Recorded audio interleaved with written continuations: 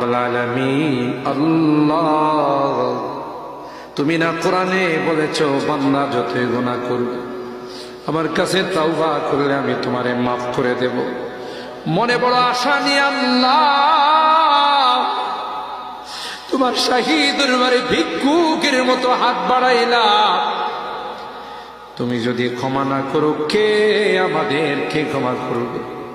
কে আমাদের মাফ করবে? ভিক্ষুকে একজনের কাছে ভিক্ষা না পেলে আরেকজনের কাছে পায়।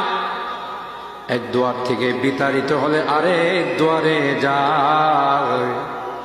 তোমার দরবার থেকে যদি মাহরুম হয়ে যায়, বিতাড়িত হয়ে যায়, কার কাছে যাব? কে আমাদেরকে ক্ষমা করবে?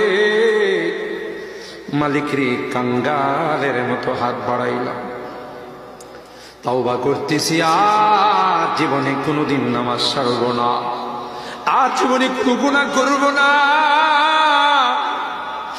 আর জীবনে কোনোদিন বেপরদায় চলব না, আর কোনোদিন সুদী লেনদেন করব না। কিয়ামতের কঠিন ময়দানে আমাদেরকে তুমি গুনাহগার